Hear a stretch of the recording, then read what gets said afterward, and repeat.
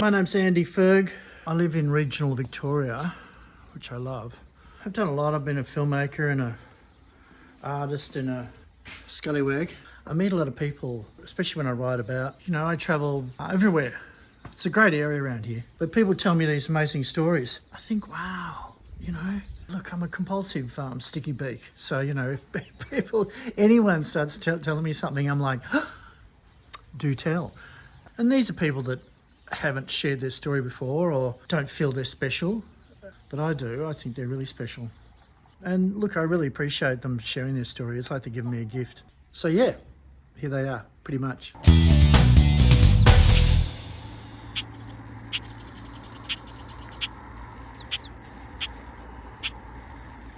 The reason why I wanted to interview you is I've known you for a while, but also the fact is that you seem to have an energy, a positive energy. Yeah. Especially from, you know, oh, mate, what's happened. You got to, don't you? I started grade prep at the Glen Park Primary School. So, yeah, the teacher that I had, turned out a bloody pedophile, so he sexually abused me. So I was about 5.5, 6 at the time. It only happened a few times, but it was rape, you know, anal bloody rape, you know.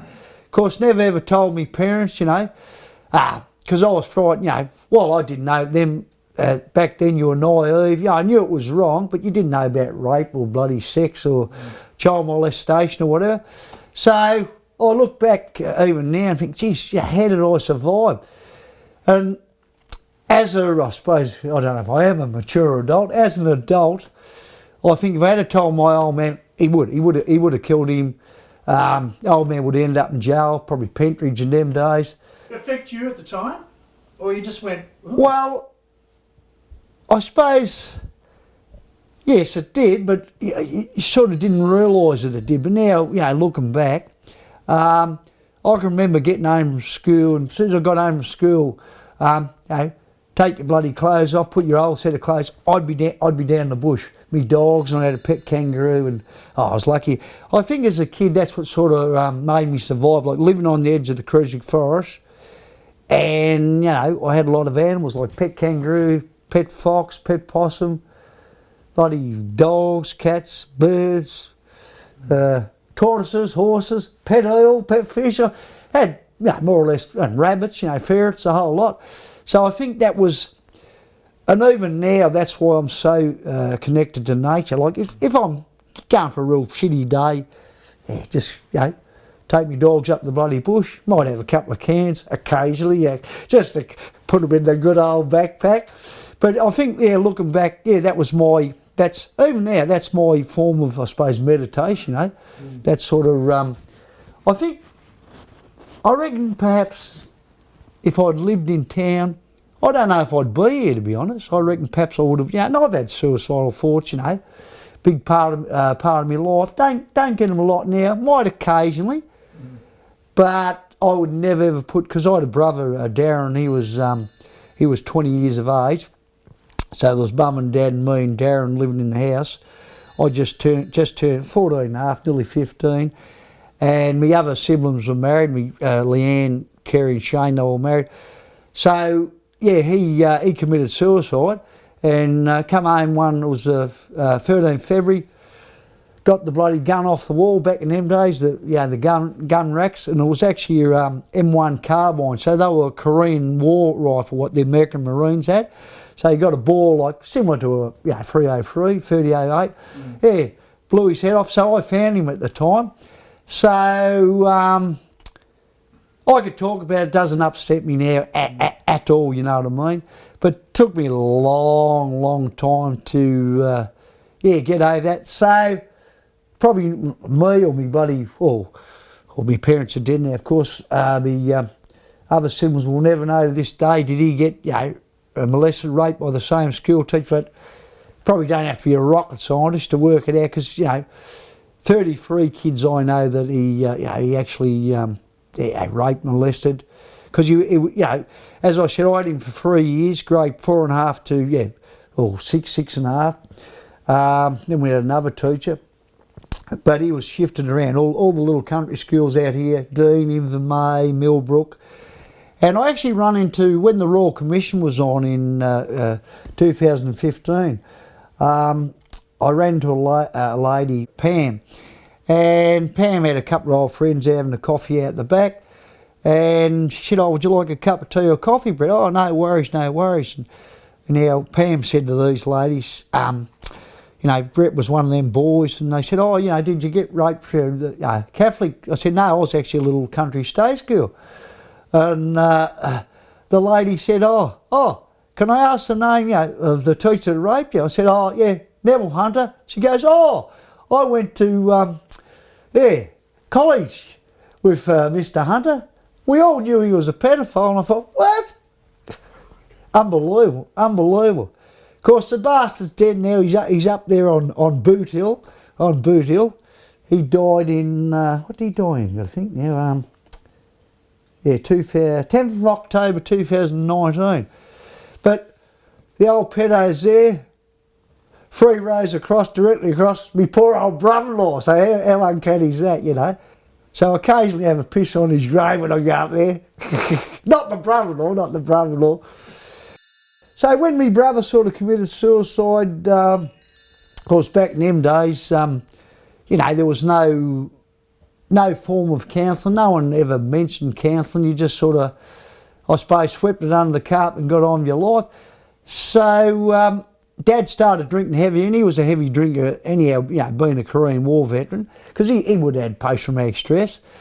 He wasn't so much... He never hit Mum very verbally. Him and my brother Darren that committed suicide, they had a lot of bad punch-ups, you know, different times, like, you know, blood noses and bloody broken noses and, you know, split eyes, and because he'd come home really pissed of a Saturday night, and of course it was me and Darren home, the other siblings were married, and Darren would stick up for Mum because the old man just called all the names under the sun, you know. And Mum was a bloody angel, you know, like they were like, you know, yeah, the devil and, you know, or the ghost of Mrs. View or something like that, you know what I mean? So, so the old man, after Darren committed suicide, started drinking heavy, which, yeah, I understand, you know, clean your own son's bloody brains off the bloody walls and so on. So poor old Mum had a nervous breakdown. She was bad for a long time, and the poor old man couldn't go anywhere. She'd want to go with him. And how did I survive? Well, I don't really know, like, because I sort of felt that I had to fill my brother's shoes for my parents' sake. So I suppose I was that camel carrying my old man, carrying my mother, and carrying myself. But sort of good comes out of bad. Me and me old man, we become really close. We become the best of mates. So we'd go everywhere together. Oh, we'd be bloody going to music festivals and bloody rodeos and drinking too much piss. So we become very, very, very close, you know. But yeah, looking back, yeah, it was a hard time. Like I don't, it comes up occasionally, but yeah, it took me years to really get over it, really. My brother's suicide never really hit me till I was 23. So there you go, yeah, 9 years down the track. I hadn't even really, I hadn't grieved. I don't think well, you know, I was probably worried about my mother, and they were probably worried about me. She's probably thinking, oh, you know, I've lost one son, which would have been gone, even though she never talked about it. I was 23 and my ex-wife Michelle, she was 18 and a half when I met her. I met her actually up at a B&S ball in the Wool Pavilion at the showgrounds. And she come from Camper down in the Western District, and we're only going out a couple of months, and I moved down there and I worked for her parents for about 5 years. They had a dairy farm and a couple of Caltex fuel depots and what have you. And I can remember we were living out on the farmhouse between Campdown, Cobden and Bostocks Creek. And we'd been out on the Friday night, we'd been to the Lura Hotel, and they used to have bands every Friday night. My mate came down, his missus, so we're on the piss. Of course I had to get up, didn't I, and milk the bloody cows. Still pissed, you know what I mean? But I remember, before I woke up that morning, I woke up in the middle of the night, and I was just sobbing like a baby. Didn't know what was wrong with me. couldn't remember if I had a bloody nightmare or a dream. And that's when it come out. All that suppressed, that's when the grief come out. And yeah, I was a bit of a mess. Oh, Christ, for a long time. Might have been nearly a couple of years. And I actually went to my wife's family doctor in Camperdown, Dr. Lyons. And he said, I think you need to see a psychiatrist. I said, yeah, whatever. I was that fucked up at the time I had to see someone. I didn't have Jesus land on me bed or bloody Florence Nightingale, the Virgin Mary or whatever. So I remember I went to this doctor, I probably pronounced it wrong, he was an Indian fella, Sandy Kapafi. He was off, got to get this right, he was off Sturt Street. First and last consultation. Now, don't get me wrong, psychiatrist is probably good if you're paranoid, schizophrenic or you're bipolar. And I'm neither. I thought I might have been bipolar, but yeah, just a bit of a dickhead, I think. But I am a Gemini, so I'm actually a true Gemini. So my rising sign is Gemini rising. So instead of 2 heads, I've got 4 heads. So that took a long time to work out. So yeah, I went to this psychiatrist and he's asked me all these questions. Don't get me wrong, he was a nice fellow and what have you. And he thought I was schizophrenic. Little jar of blue tabs. So I said, look, mate, I don't see fucking gremlins jumping out of the TV and I don't hear voices. Oh, no, you are. So, went home, said to my wife, he reckons he's schizophrenic. Of course, she's rang her parents up in Camperdown. Oh, we know what's wrong. So, I had the tablets straight down the bloody sink. So, if I had really believed I was, probably be still on the tablets. So, I sort of lost a bit of faith in psychiatrists. Well, I actually did see one years later, only twice, down in St Kilda Road actually, Mathews Tagaludis, an Australian bloke. I don't know what nationality that is, Tagaludis, the surname. He was a top bloke. I liked him because he swore and he was a straight shooter. And I remember the second consultation at the end, I said, Matthew, I've got to ask you, am I schizophrenic or bipolar? He said, look, Brett, he said, I can fucking tell you now. He said, you're neither. He said, you're actually a pretty intelligent man. So I said, oh, am I? So that was good, So yeah, I suppose, so it took me a few years to work on my brother's suicide and what have you. And then getting down the track a bit, I was working on the city council in Ballarat, old Garbo, running behind the garbage trucks. The galvanised bins, the plastic bins. Drinking every day on the job. Geez, it was a bloody good job, I can tell you. Anyhow, so when my marriage broke up, I had my son, John and Jemima, they were only little, to my ex-wife, Michelle. That was in, so I think I left the 7th of July, 1999. Yeah, now, I was on the city council still and everything come out because I was still in love or thought I was in love or whatever and thinking I was going to get back with her because my son was only, Jai was only a little boy. I'll show you. There's a photo of him there. I think that might have been grade 1 at St Pat's Primary School. So he was only 4.5 at the bloody time, and Shirley Curly Tebble. So she was only 20 months old at the time. Think, we're going to get back together, what a stupid mistake moving around the court. No violence. I'd never hit my wife. I'd got verbal a few times on the piss because, I didn't realise the problems I had, all the suppressed grief, which, turned into anger and different stuff. So it was the first weekend I had the children and I suppose a different environment, just in a little flat, which they didn't know. Poor little Jemima was vomiting all night long. So I think it was about 8 o'clock, 8:30 on the Saturday morning. I rang up Michelle. I said, I'm going to have to drop Jai off, take Jemima up to Sturt Street Medical Centre. I said, she's been spewing all night. And she goes, I'll come and get him. And Mr. Intuition. I thought, hang on, something's not right here. So, shouldn't have done it. Put the kids in the 4-drive, drove around the corner, pulled up, not out the front, just up a bit. Of course, as I went past, brand new white Mitsubishi Magna in the driveway. Oh. So, locked the kids in the car. I just knew it was a bloke. Now, I'll never know to this day if she was on with him before we split up. I think she was. Doesn't worry me now, you know what I mean?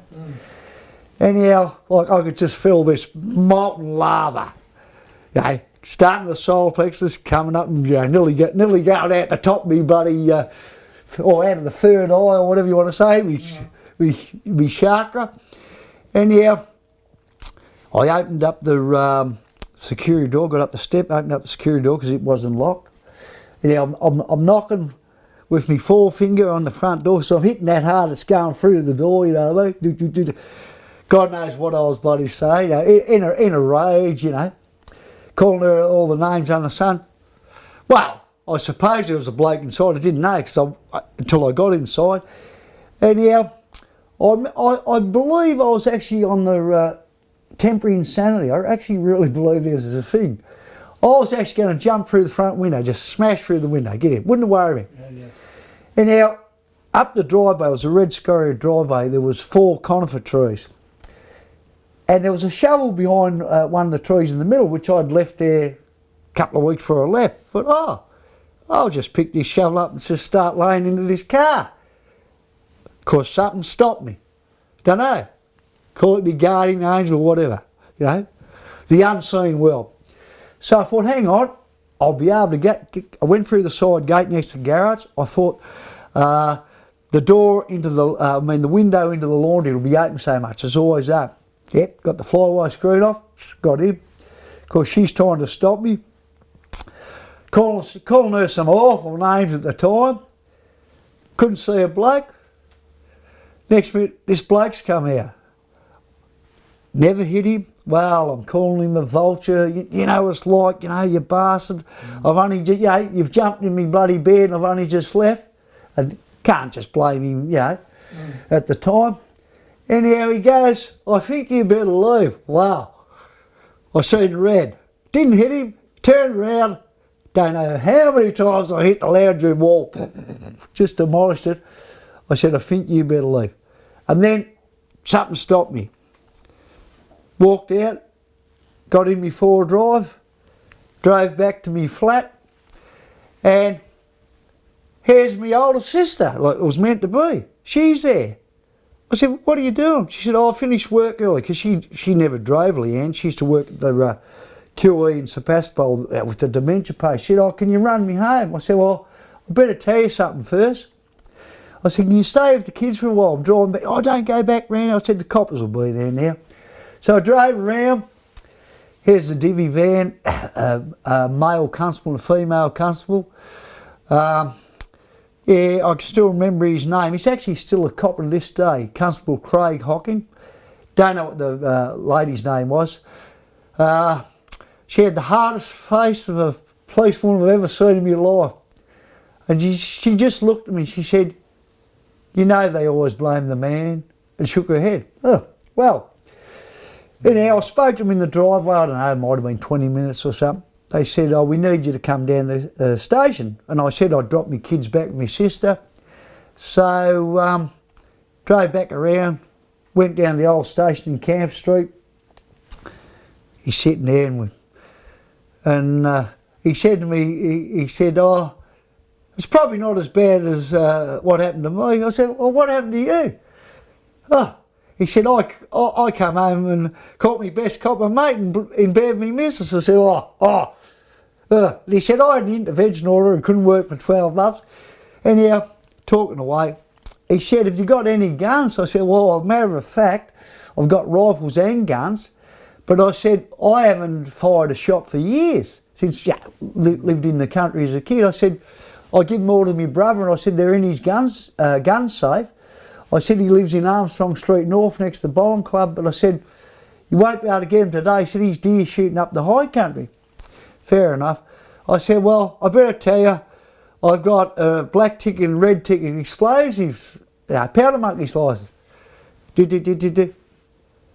We can't take that off you, he said. I said, what? He said, we've got no jurisdiction to take that off you. I said, in other words, I said, I can go to Ira Brothers in the Bridge Mall, buy a stick of power gel and a fuse and a detonator, $10, $15, blow every house off the block. He goes, I wouldn't advise you to. I said, I'm only joking. So, yeah, so I ended up having an intervention order on me, of course. But there was no trouble with the bloody, the kids or something. Anyhow, I think she sort of regretted, even though she still had this bloke for a few months, and then she got rid of him, I think she sort of regretted, putting it on me. Sort of everything come out, my marriage broke down, my brother's suicide, my sexual abuse, and I took my long service leave from the council. And I was about to go back. I did go back for 2 weeks, and I thought, nah, this is not working out. And I went to my doctor, and this would have been, what do I say? So this would have been getting, I suppose, I reckon it was about October 1999. And my doctor, he's dead now, what was his second name? Can't remember. Dr. Harry, Harry was his name. He was a funny old bastard. You'd go in there, he'd have the tweed jacket on, smoking a Cuban cigar and drinking a whiskey. He'd offer you a drink though, so he wasn't that bloody bad. Anyhow, so I said, look mate, I said, my marriage just broke down, and I told him about me bloody brothers committing suicide and my sexual abuse and that. He said, you've got post-traumatic stress. I said, what? I didn't know what bloody post-traumatic stress was. He actually had it himself, because he was a doctor in career as well. And so I said, look, I can't go back to work. I said, I'm going to end up strangling some poor bugger, some innocent poor bugger. I said, I'm just not right. So he gave me a doctor's certificate for another 2 weeks. So I handed it in at Phoenix House, in Armstrong Street, the City Council, and I got a phone call from my foreman. I thought my foreman was a good bloke, but it turned out he wasn't.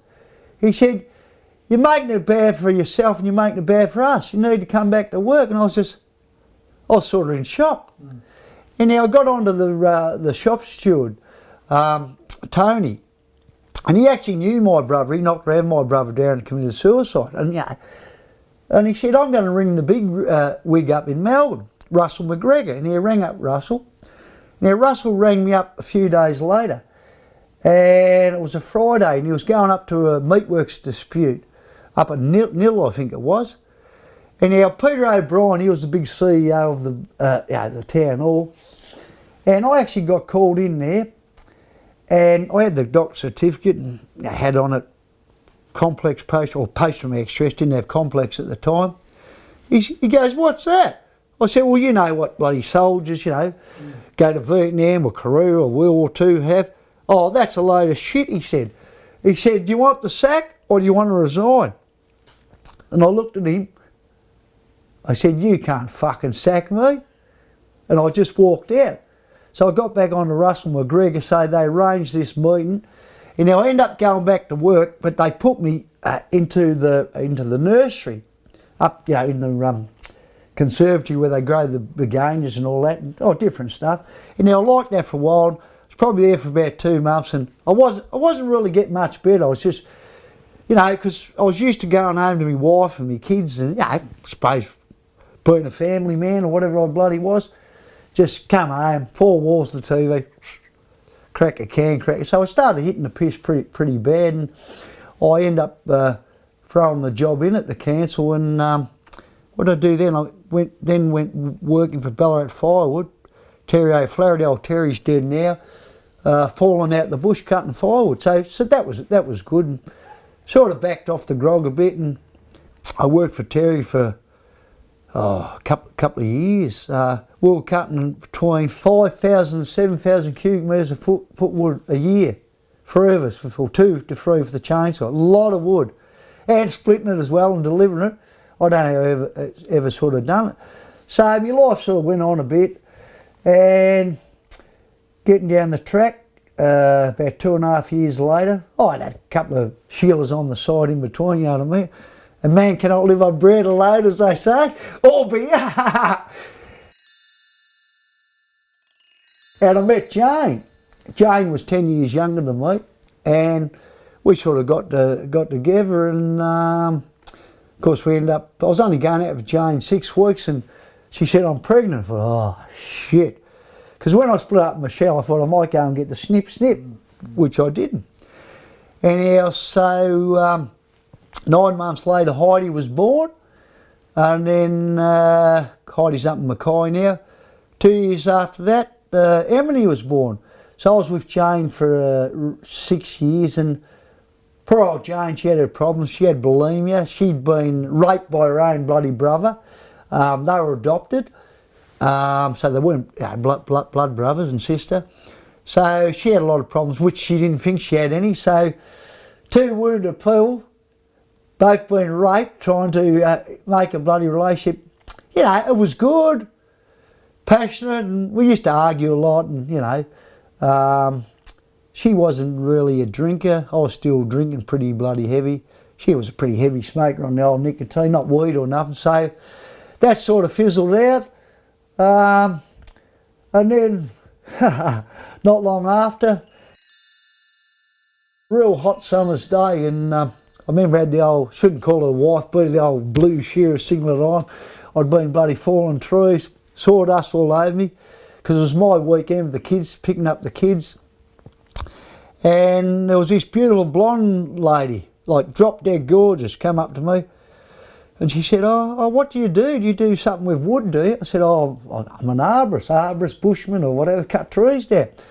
She goes, oh, how much would it cost to cut a conifer tree down? I said, well, yeah, how big is this? 8 foot high, 18 foot high? I said, I'd have to come and have a look at it.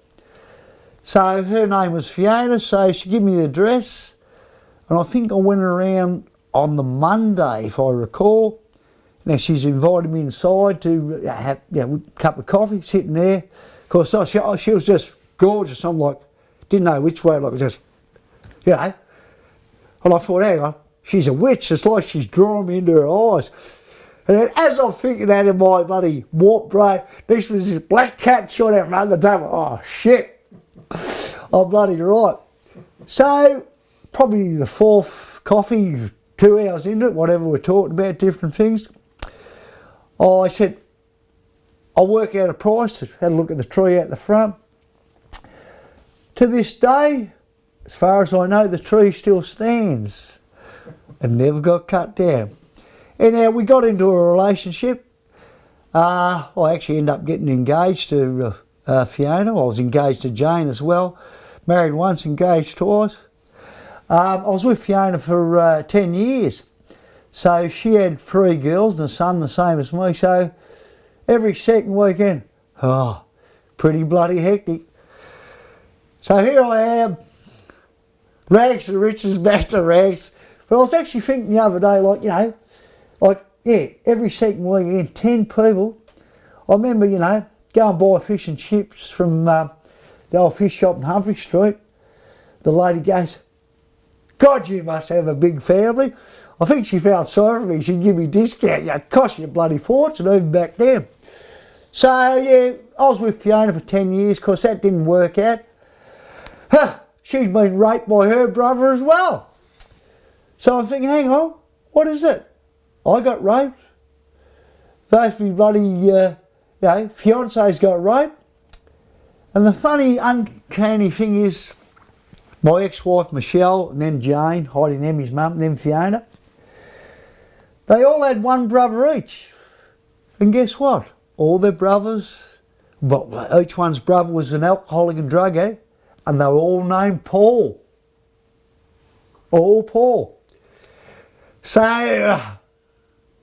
I've just met a lady, well, just friends at the moment. I don't know if she's got a brother, but I'm going to ask her, have you got a brother, Paul? Wow. Been interesting times, very interesting times. But I look back when I was with Fiona and thinking, shit, I was like working my guts out, you know. Like working, and kids, run them to sport, run them to music, run them to dancing, cheerleading, you name it. I think, how did I ever bloody do it? Just running on adrenaline, I think, yeah. So that fizzled out Fiona, and sort of had a few relationships since. I was with a lady called Donna for about sort of 3 years, and I think I self-sabotaged. It was too good to be true. Started drinking again. You're drinking too much, drinking too much. Anyhow, she came out of a 25-year marriage though, and yeah, a good marriage. They just grew apart, and the flat she was living in Drummond Street come up for sale, so she should have moved in here because we weren't really living together for a long time, for a few weeks. And anyhow, I was working, she wasn't working at the time.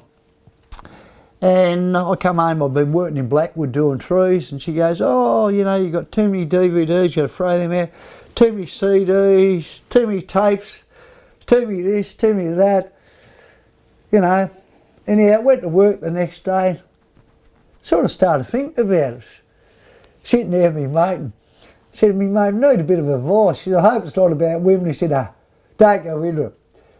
So I got home that night, I said to Don, I said, yeah, we get on really good, you're actually a beautiful person, but I don't know about throwing, and my old four-wheel drive, which is still in the garage, which when I get my licence back, because I don't think I've told you, I've lost it again, third time, another 19 months to go. So I'll have to have the interlock on for 4 years. I won't go into that story. And I don't condone drink driving, never condone drink driving. And anyhow, she wanted me to get rid of the four-wheel drive. Oh, the police know it, the police know it. I thought, no way am I getting rid of that. Like, that's, yeah, whatever you want to call it, Betsy or Mary. Oh, you know, unbelievable. It's taken me everywhere, that four-wheel drive, a lot of stories. So I came home and worked the next day, and I said, I've been thinking, Donna, this is not going to work out, you know what I mean? It's definitely not. Like, all right, I've known you for quite a while. I've never said, you got to get rid of this friend, you got to get rid of that handbag or that bloody nice dress or pair of shoes. So we sort of, we parted. We're still friends, we were for a long time, but I sort of haven't, you know, heard from her in years, and, you know, it's just the way it goes, I suppose. Mm. So I could probably write a book about life, or the horrors. But I look at life like, you know, I was going to say write a book about women. I don't think I would write that. I'll never understand them. But I suppose I look at it, and I don't look at my life as, and I have before, I don't look at myself as a victim. And I've got mates, because I was a member, when I come out the sexual abuse, or when I sort of first come out in, when the Royal Commission was on, because it was all about the Catholic Church, and I thought, someone's got to tell them, it wasn't just the Catholic Church. And I was on the front page of the Courier, and I was on Dateline, and I had an interview with Charlotte King at ABC Radio Ballarat. And, you know, people then realised, it's not just the Catholic Church, it's, you know, state schools, Boy Scouts, you know, uncles, grandfathers, fathers, you know, whatever, de facto boyfriend, which was good. But I look at my life, yeah, even though occasionally I might think, no, I don't know if I really do think I'm a victim now. You know, I'm definitely a survivor, but I've still got mates when I meet cars that they're going to be, you know, and male and female, they're just going to be victims all of their life. Poor me, poor me. You know, fuck that. Not poor me, I'm alive. Look at the beautiful man that's in front of me. I've got, you know, beautiful kids, grandkids, couple of good friends, you know. What more, you know, roof over my head, occasional beer. What more does, you know, what more does a man want, really? So, yeah, I am a survivor. I've never wrote a book. Perhaps I might one day. My daughter wanted me. And I think, you know, what do I write, you know, to hell and back. My life is a shit sandwich, you know, whatever. But I don't look at my life as, now that I'm getting to, I'll never get like the Dalai Lama, because he's 100% happy. Bullshit. But I'm getting contentment. I'm very grateful. I wake up, I give affirmation. Whoever you want to believe in, God, Buddha, bloody Hindu, or whatever, you know. Roof over me, I'm live, got me dogs, got a cup of coffee. Oh, that first coffee, you know. Sunshine, it's raining, whatever, it's snowing. So I'm a very, very grateful person, and I'm glad that all that stuff happened to me. I'm glad I got raped. And geez, a lot of people wouldn't like that. I'm glad I got. How could you like getting raped? I'm glad me brother. I'm not glad, but I'm fortunate, because it's made me the person I am. And I remember my mum used to say, because, you know, crippled all her life, she used to say, and she believed in God, and there's some superpower, we know that. I don't know what God bloody is, you know. No one knows. The new Pope probably doesn't even know. But I can understand my mother had to believe in something because it wouldn't have pulled her through. Like, if she hadn't have pushed herself, she used to push herself, she would have been in a wheelchair like that. And she never was, you know. And she died young at 72, but she pushed and pushed and pushed. And she used to say, everything happens for a reason. We'll find out one day, you know. God only gives you so much as you can handle and all. But I think you know, and you don't wish bad on anyone. I don't wish bad on any person at all. And I'm not a person that can hate. I've had a lot of anger in my lifetime, went through stages till I understood it. I don't know if I've ever really had hatred. I don't hate the pedophile.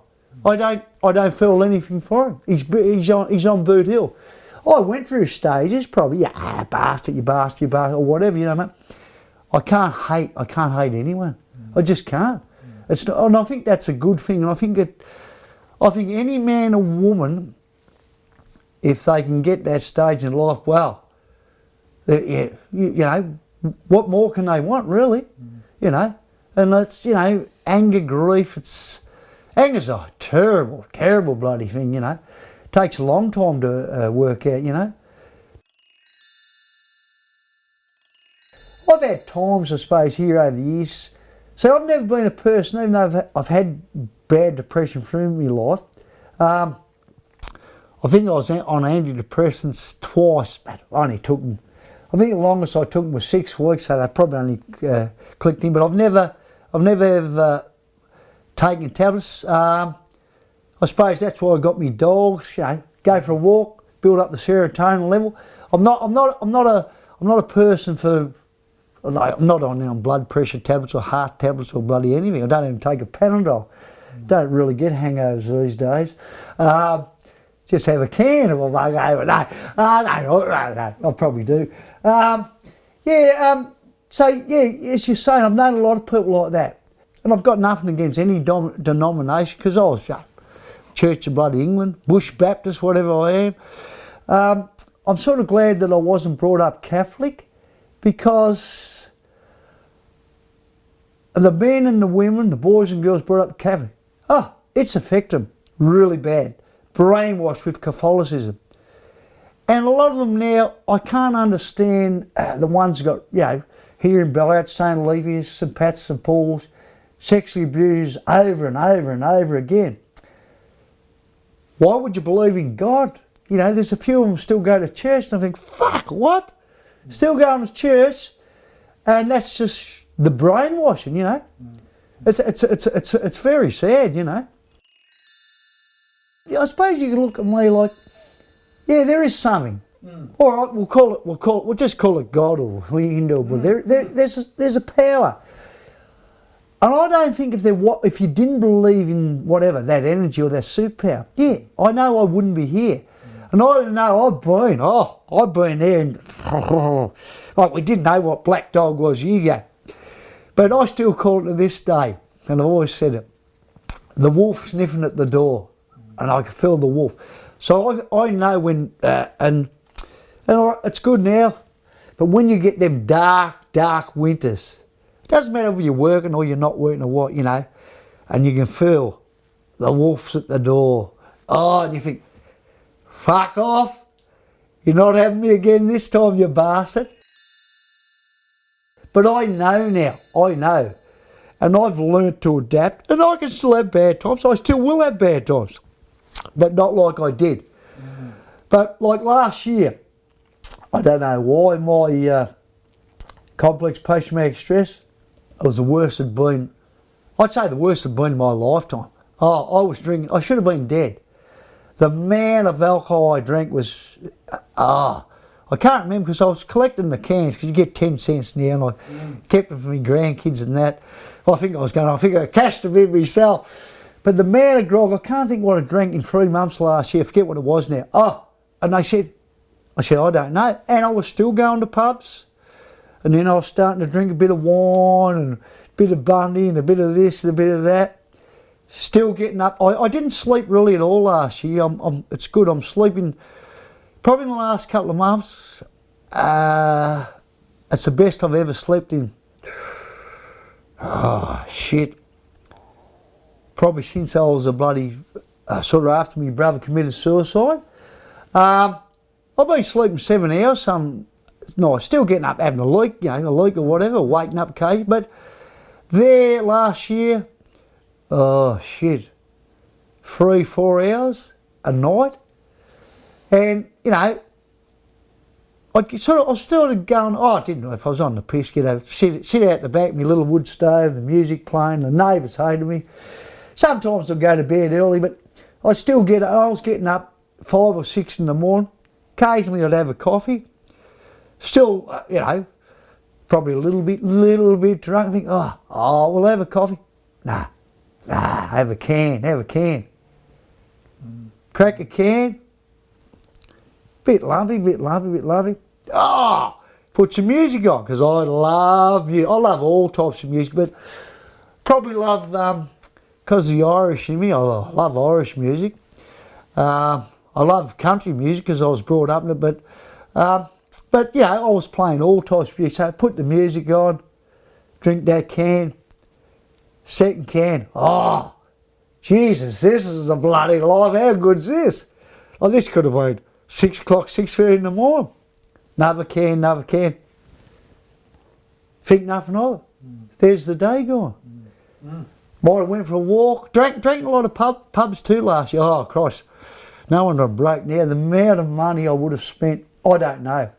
Shouting people, you know. And yeah, I seem to have alcoholics attracted to me.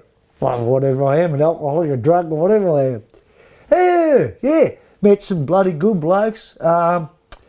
Few of them sort of opened up to me, a bit about their life. Oh, I understand why you drink now. You can never help anyone. Until you're willing to help yourself, and I look at myself through my life, you can have all the willpower in the world to give up, you know, ice or wine or beer, alcohol or bloody cigarettes or sex or bloody Big Macs or whatever, or gambling. But unless you got the want, you got to have the want. Can't just have the willpower. But I look at me drinking now. I'm fairly. Well, this year I'm fairly good. I got drunk the other day. A couple of days ago. But I did go to a mate's funeral, so that was understandable. But I can take it now or not take it. You know, sometimes I'll go for a walk, go downtown, and I'll fill that magnet. Ooh, it's drawing Brett into the pub. And I think, nah, walk on the other side. Just walk home. But occasionally I think, you know, but I know when I walk in that door, I'll be trapped. And I'll stay there, and then I'll go to another pub. Then I'll walk home, and I might walk up the bottle shop, and then out the back, light the fire, music, then it'll be dark, and then, yeah. But, you know, I still enjoy a drink. I don't know, and I've always questioned myself. And I've had alcohol counselling over the years. I've never been into rehab or that. Well, last year I thought, I'm going to have to put myself in rehab. But then I pulled myself up, thought, nah, I can do it. And I know I have this ability. It's probably because of shit that's happened in my life, but not everyone can do it. Like, I've had mates in rehab over the years, you know, time and time over and over again. But I was a friggin' mess. Shit, I was a mess. I wasn't a mess as in, I don't get the delirium tremors in my hands. Sometimes I get the heebie-jeebies in me back. I'll wake up early in the morning. Oh, Jesus Christ, I've got a bit of a can, I'm right now. But I suppose I can never say I'm not going to go back there, because no one can say never, but I don't think, you know. So what was it about last year that... Well, why I was so bad? Well, it was more, see, I suppose with what's happened to me, and I probably don't remember a lot of last year in some ways, you know, drinking so much and whatever. And I did, I had the fucking demons, mate. I was, you know, I'd been hitting them with the walking stick and the fucking null, you know, mate. I was holding them back and I wasn't holding them back. And I was really thinking a lot about my brother's suicide. And the worst thing was, then I started thinking about my sexual abuse. I don't know why. And but what started off, because it was my brother's memorial, of course, this year, but I was good this year, last year on the 13th of February. Now I'm hearing the gunshot go off in my fucking head. I couldn't get rid of it, mate. It went off in my head every day for 7 weeks straight. And this is more or less from when I got up to when I went to fucking sleep. And I get out of bed, and it was this, and I feel, my poor old grandfathers, me old man, whoever, I feel the veterans. And not taking away, because I'm not a vet. What them poor bastards must... So I've got this boom, boom, boom, boom, boom in the back of my head. And then I'm going through the whole fucking horror story. Seeing him, with no head and all over the walls and shit. Fucking drink. No wonder I... But why last year it was so bad, I really can't tell you. But it was shocking. Yeah, it was... Yeah, I reckon I was in hell last year. And I'm back. So, yeah, got raped when I was... 6 years of age or whatever, and then I was 14 and a half when my brother committed suicide. When I was 9, my sister Kerry, she was 17, she was working at Myers here in the toy department, because she used to bring me home cowboys and Indians, because I was obsessed with, which we probably all were, whatever, cap guns and stuff. And I remember it was, she actually got burnt. It was a cold winter's night. Dad was in bed, pissed, Friday night. Me and my 2 brothers were in bed, and my older sister, she left home when she was 17, and Mum and Kerry had been watching Dial M for Murder on TV. So I think it finished about 10:30 or whatever. So going to go to bed, they were freezing cold winter's night. So Mum said, I'll go to the toilet first. Mum's gone out to the toilet. Kerry and my sisters walked into the kitchen, IXL stove, the wood stove. Everyone had done it. Said to just open up because it was still going, because, go all night long and shut it down. Said open up the oven door to get a bit of extra warmth. Opened up the firebox. Nylon 90s in them days, sparks come out. So Mum was out of the toilet, Mum's heard the screaming. Us 3 boys have woke up. We've run down. I'm the youngest. Shane, Darren, I've run down. Here's Kerry on fire. So Mum, at the time, Mum's brother, Uncle Graham, he was actually painting out the kitchen. He was sort of only started the day before, I think, or 2 days before. So everything was sort of packed away in the cupboards and that. And Mum grabbed out big aluminium bloody saucepan, and water, and my brother grabbed, in them days it wasn't really a bloody, wasn't really a rug off the floor, just, hard bloody mat. And of course, got her out, and of course she was lucky she never got her face burnt, but, just like candle wax, all your tissue and everything, just hanging down her arms, from her elbows up to her wrists, now all her back and her backside, and backs for legs burnt. So, of course, she's standing there still in shock, all the nylon melted in. I can still remember now, it was a pink 90. Like, the thing with post-traumatic stress, I think I've got a bit of a, which isn't good, a photographic memory. Good for the good things, but not always for the bad things. But because as you know, the sense of smell is, incredible. So, even talking about now, I'll go back and smell that burnt smell the whole lot. It's amazing. It's not a bad thing. But so, Mum said to me brother Shane, Darren, or to us, go and wake your father up, not your old man. Finally woke him up. He's got out of bed. Geez, he was a bastard. He was good bloke, but fucking bastard. He's come down, he's pissed as, And probably on the big long necks in those days. Should have laughed. Foster's probably. Anyhow, there he is. Kerry standing there, bloody naked. You're going to have to take Kerry to hospital. She's been burnt. She'll be right, I'll take her in the morning. No, you won't, you bastard. Of course, he's got out, got in the old bloody Kingswood, the old Premier. Probably wrapped a bloody blanket or wearing, I don't know what Mum put, I can't remember, put over her because of the burns. Probably, And we took her into hospital. She was in the old part of the base, Yule House, which is the new part now, whatever it's called, where the kiosk and all that is. 16 months she was in there for. So we used to go in every night when the old man knocked off because Mum never drove her arthritis. And I can still remember now here's a sense of smell. Back then you'd have to, gown up, put the gown on and the bloody boots, what do you call them, scuffs, whatever they are, over your shoes or whatever. The mask, wash your hands, this pink, whatever it was, bloody. And so she was laying on her stomach, of course, because her stomach didn't get burnt bad. So back in them days, they used to put afterbirth on you because they thought that'd help the bloody the burns heal more. Turned out, back then took them years to wear it did. So here's my sister laying there. She looked like this big fucking poached egg or fried egg. And I remember being 9.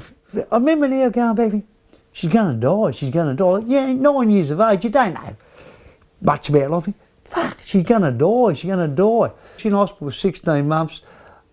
She got married and that lasted a few years, had one son. And a beautiful person. I don't think she's ever had an argument with anyone in her life. Like, been really good to me through the years, you know.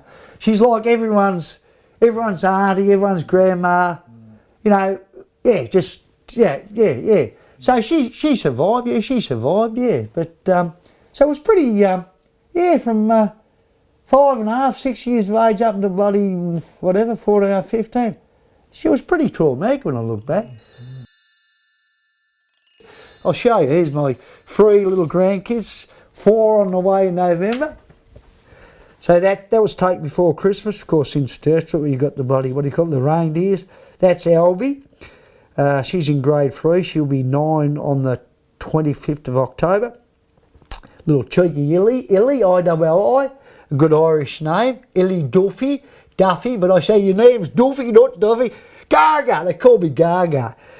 And then little Banksy, well, she was, I got this right now, I'm going to get the date wrong. She 20th of March, she was 2 on the 20th of March.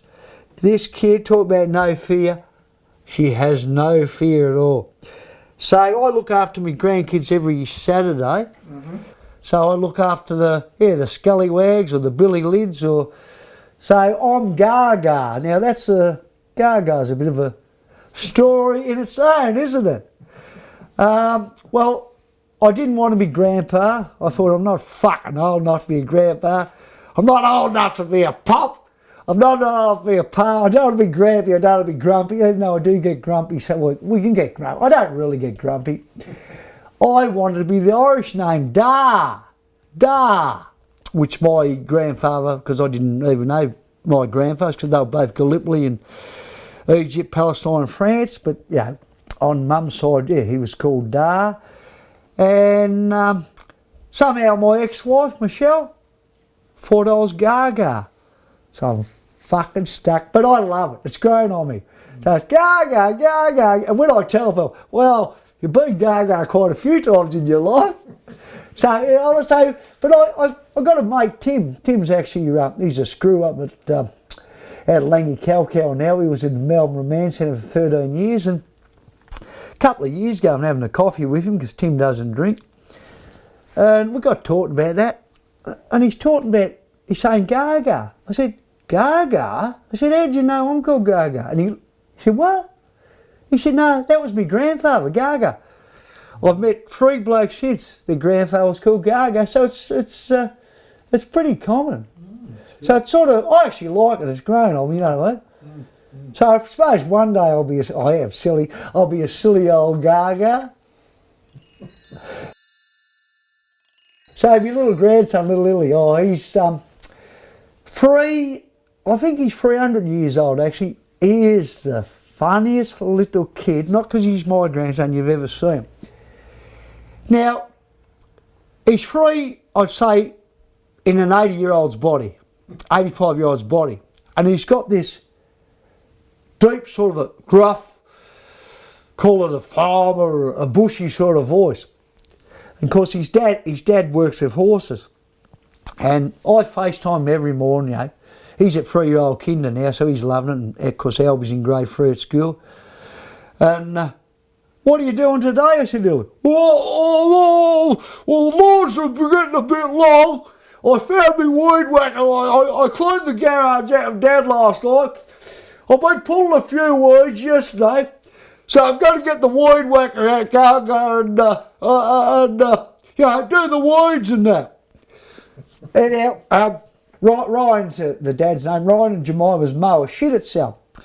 So it's back here at the moment, but I've got to give him a mower because I've got about bloody 4 mowers. I've been taking my mower there, but I got it back. Not that the grass has grown. Anyhow, I said to myself, that's what he said to me. He said, can we book you in to mow the lawns this week? I said, has your dad picked the dog shit up off the lawn? Not yet, I suppose I'll have to pick it up, he said.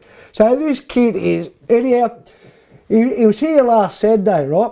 And he's out the back because I take him around the park and I take him up the specialist school farm, see the pig and the chooks and everything else. And he goes, Gaga! And he's got this bloody mischievous glint in his eye. He said, what do you reckon we have a beer? What? Oh, me and Dad have one, he said. I said, does Mum know? No, we have one in the shed. I said, perhaps when you get 4, I said. He is the most funniest kid. He's gonna be a villain. He's gonna be a scallywag. He's gonna have a drink. I don't know, he might be one. I hope not. I think he's gonna be a trier. Try this and try that. But that's the journey of life, isn't it? The journey of life. You can't say, don't let your kids drink. Don't let your bloody.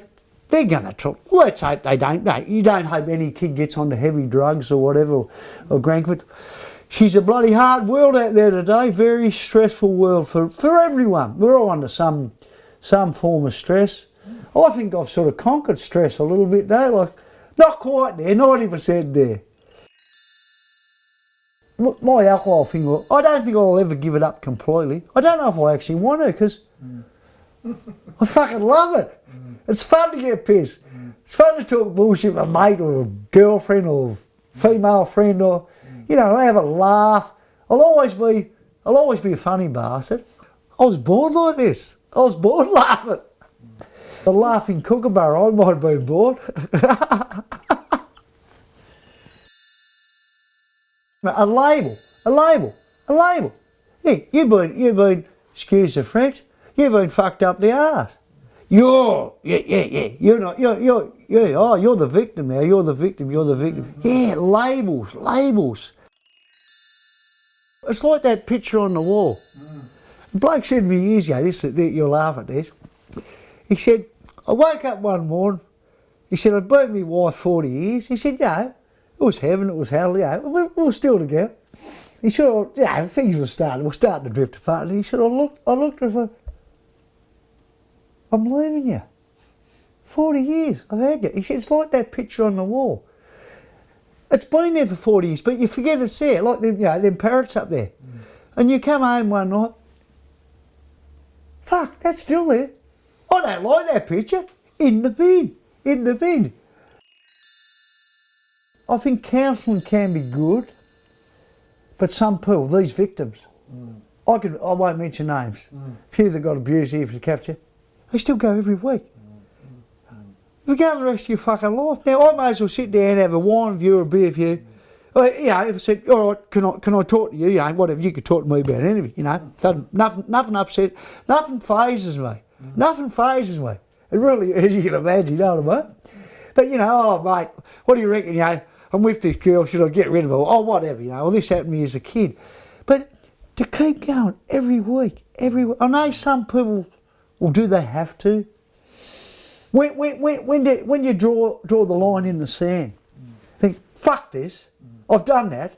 But if you keep doing that, you'll be the victim the rest of your life. This is only me. I find Lifeline good because you're not in that same room. You don't know that lady or that man. And some of them shouldn't fucking do it either. Some of them are hopeless. They really are. I think I told one bloke to get fucked once. I really did. And but some of them are really like that. They're really good. And I find probably the women are better than the men. Yeah. But probably because I love women. But no. I'm supposed to have, I'm supposed to have clinical ADHD. Now, perhaps I have. Or do I just run on adrenaline sometimes? ADHD Asperger's, autism, global syndrome, or whatever you want to, whatever. We've all got something, bipolar, schizophrenia, we've all got something, but it's still a label.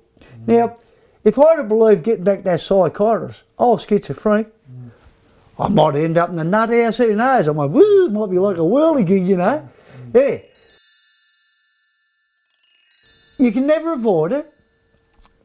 And I can't look at you now and say, look, all right, I'm still going to have a beer.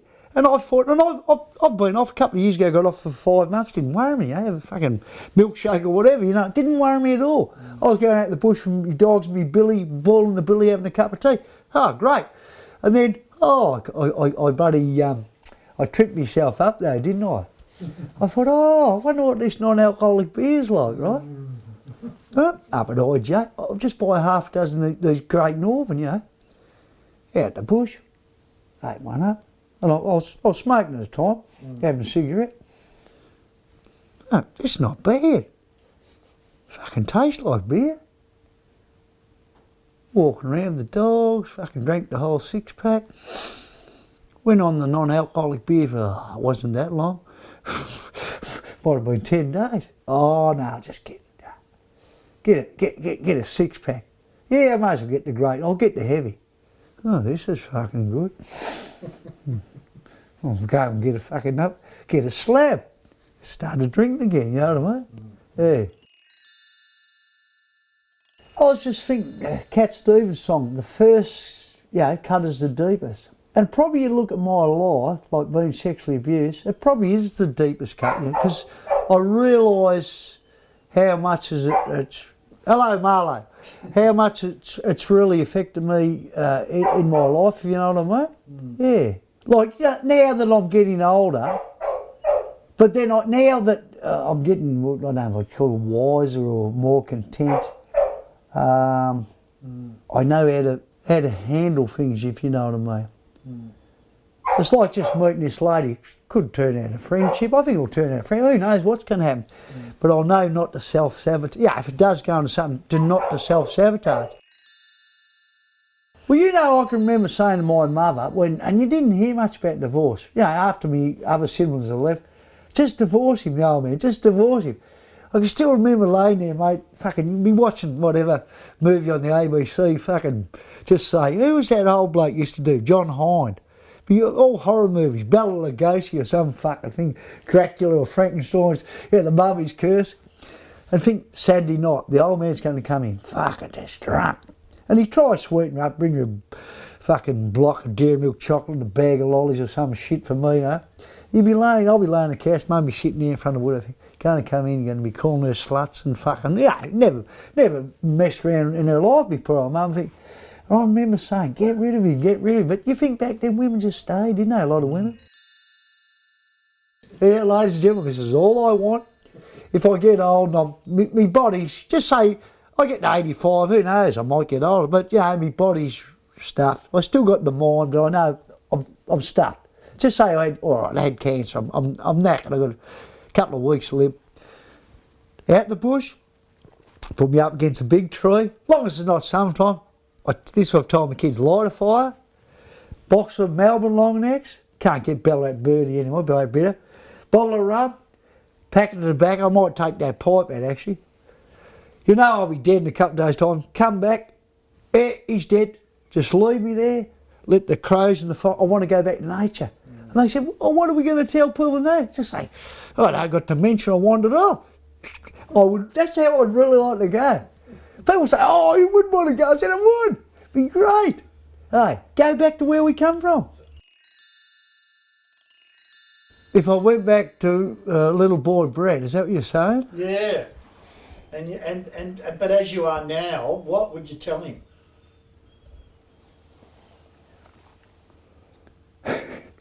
Geez, that's a bloody, you got me laughing there. What would you tell him? I could say, just say I went back to 6 years of age. I could, he's sitting out there, little Brett, and I'm on the other side.